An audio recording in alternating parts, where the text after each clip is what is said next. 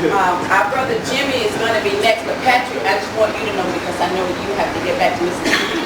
You'll be going after Jimmy. So now we'll have our brother Jimmy Johnson.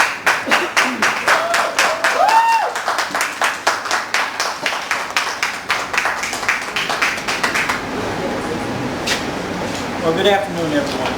Good afternoon. First of all, I'm very honored to be here with you today. I had a lot of things that I wanted to share with you. And I was given the format of the program, and I thought, well, yes, I can handle that. I can talk for at least an hour. But I decided that, you know, it might be better if I told you a little bit about me, and then maybe you would tell me what it is that you would like to know about what it is that I do. And then I listened to some of the things that have been said here today, and I have changed that around. So let me give you what I am, or give you what I have from the point I am right now. First of all, let me tell you a little bit about myself. I grew up in what you call Frazier, before it became Frazier. Between Hollywood and Romville, there were 4 black enclaves that existed out there. Carver Heights, Brown Subdivision, James Subdivision, and Spring Hill. I lived in Carver Heights. Walked to Spring Hill Elementary School every day. Frazier Boulevard was a 2-lane highway, and between our enclave and Spring Hill there was nothing along Raleigh Frazier Road. The school was still wood. I went to Hartford, Connecticut as a young child, lived there for about 5 years, came back. Went to Woodstock, up 51 highway, bus every day, up near Millington. Then I spent a year out in South Memphis, went to Booker T. Washington High School. Then I moved to Detroit and I graduated high school there. I immediately left, went to New York, went to work for the Greyhound Corporation. They wanted me to go to Vietnam and carry a gun, and I was told, hey, you don't have any college. You might not want to do that. You might want to try one of these other services. So I joined the Air Force. Became an air traffic controller, stayed 21 years, 9 months, 12 days. I liked it so well. And after I left the Air Force, I went and worked for the FAA out in Oklahoma. About a year and a half while I lobbied FedEx for a job, because Memphis is home and I needed to come home. I had a family problem I needed to deal with. So I got that job at FedEx. I worked for them for 13 years as a technical writer, doing wire and diagram manuals for 727 and A300 type aircraft. And when I was in the Air Force, I lived all over this country. As far west as Las Vegas, Nevada, Nellis Air Force Base. As far north, Rapid City, South Dakota, Ellsworth Air Force Base. As far south, Keesler Air Force Base, Biloxi, Mississippi. As far east, Scott Air Force Base Scott Air Force Base in Belleville, Illinois, next to East St. Louis, which is right across the river from St. Louis. And a whole bunch of places in between, like San Antonio. So I lived all over this country. I also lived in 3 countries other than this country. And I was stationed in a whole bunch more. I speak 2 languages, English and Korean. At one point in time, I was responsible for every aircraft movement on the peninsula of South Korea. My responsibility. It didn't move without my say-so. So I've had a lot of experiences, and I've dealt with a lot of cultures and a lot of things in a lot of different ways. I bring those experiences to bear when I'm working on behalf of my people. Now I'm going to say some things to you here today that I normally wouldn't say. Especially, you won't find me saying them in mixed audiences, but this is me in dealing with me and my people. There are some things that I need to say. So I'm not going to waste all of my 20 minutes talking to you about me. You just heard about it.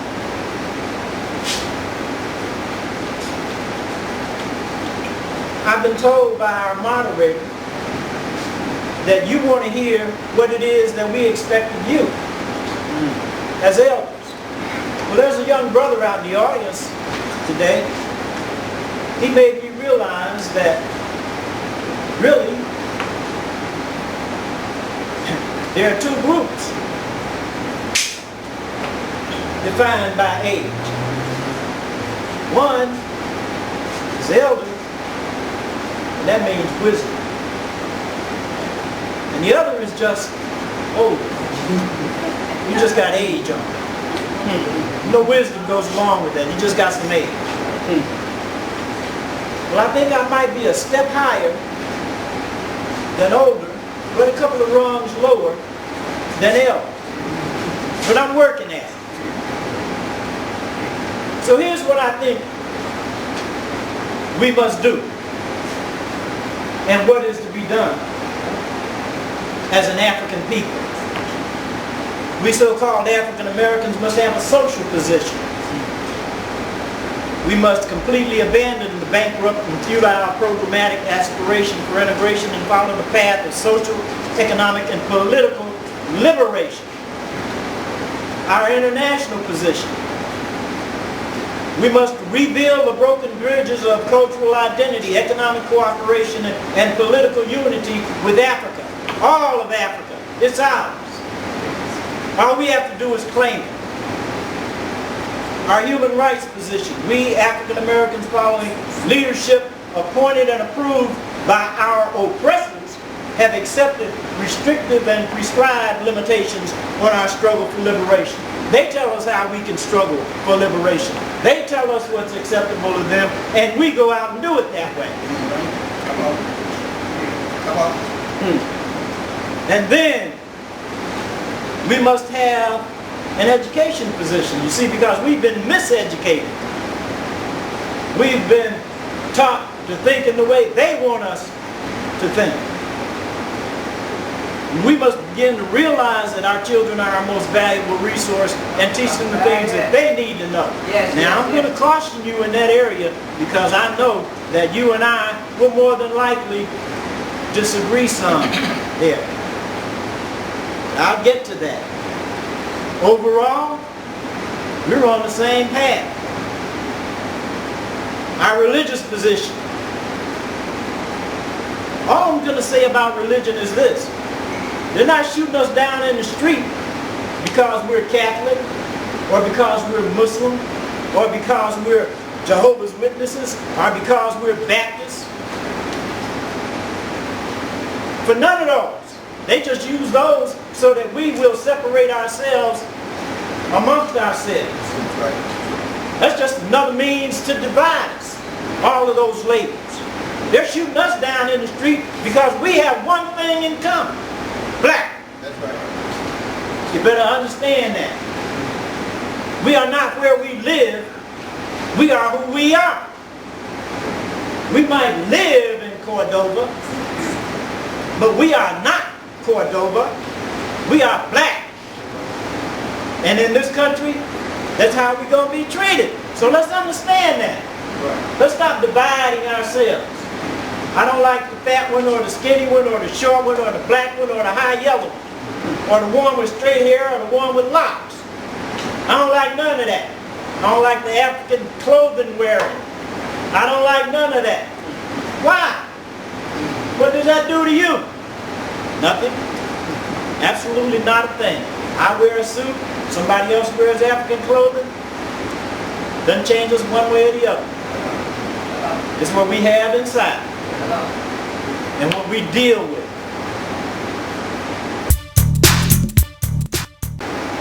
Our political position. We have to cease being politically exploited. And that's true.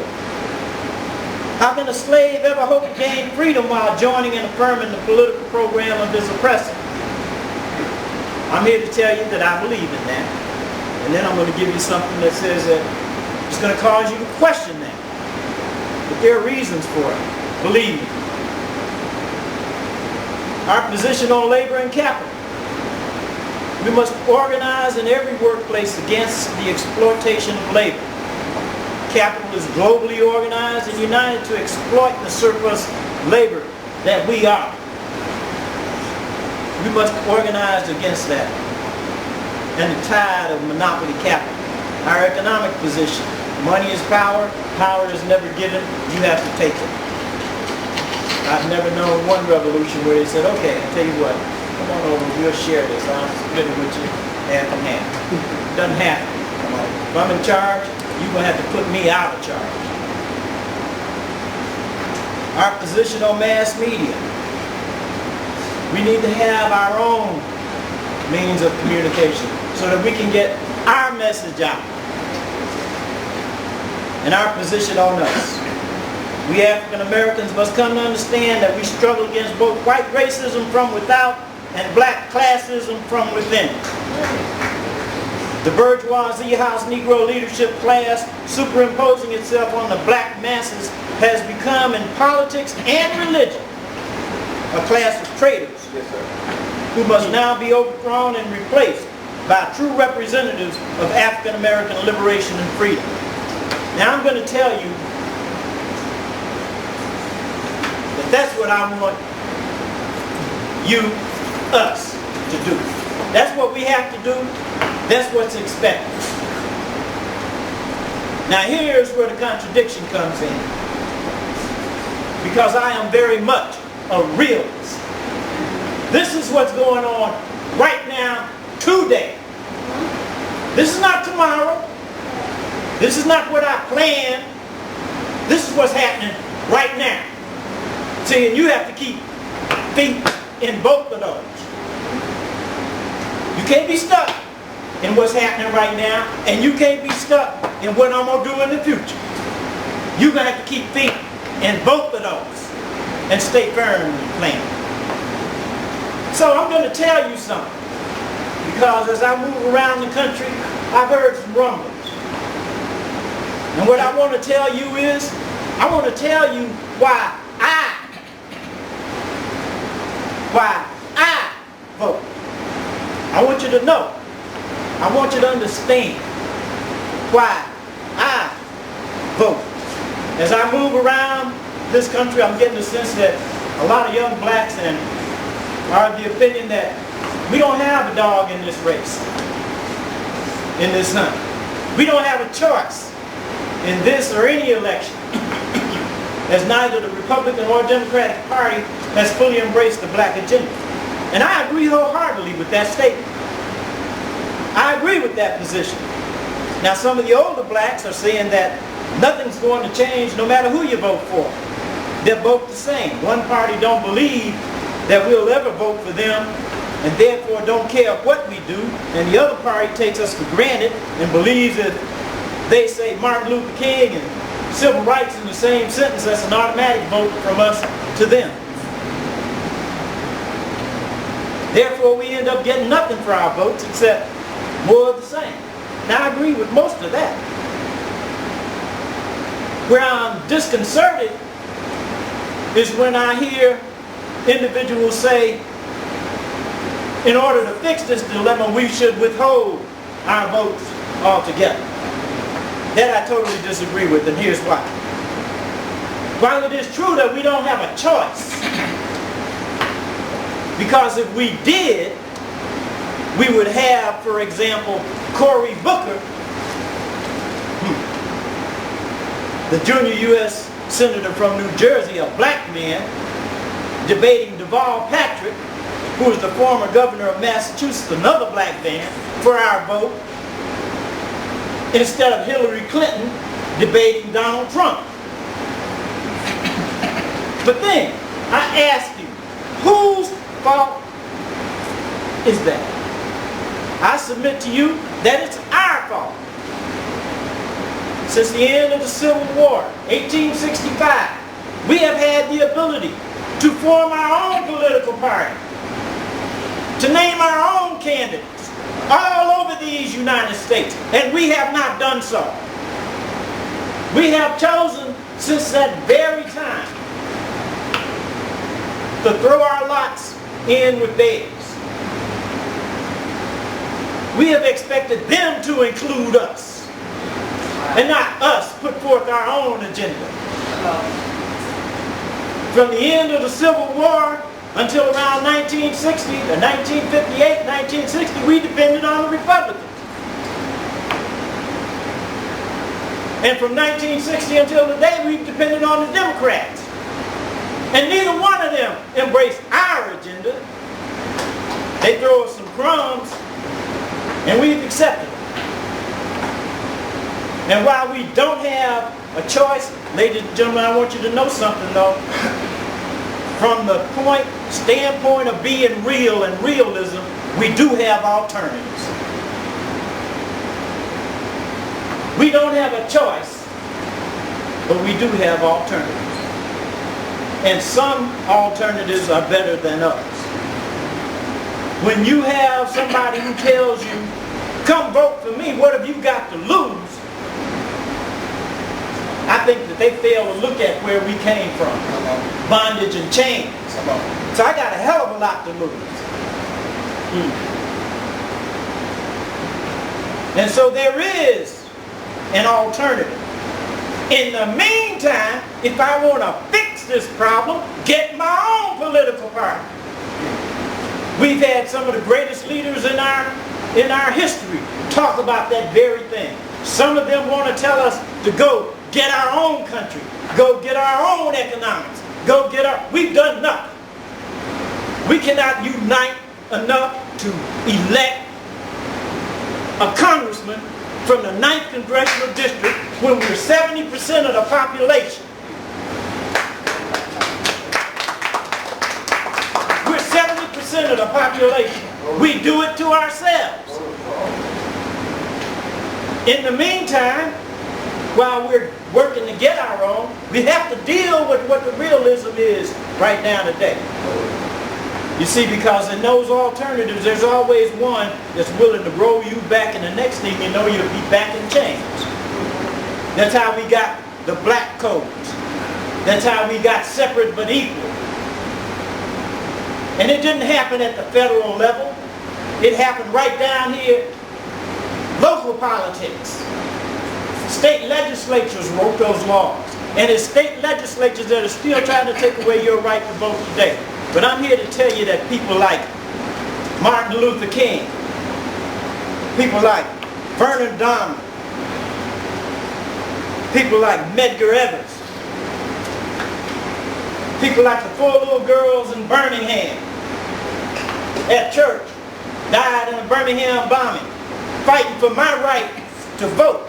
So I must vote. I will go, I will push that button, pull that lever, write that name on that piece of paper for as long as I breathe. Because I'll be doggone if I'm going to desecrate the memories of those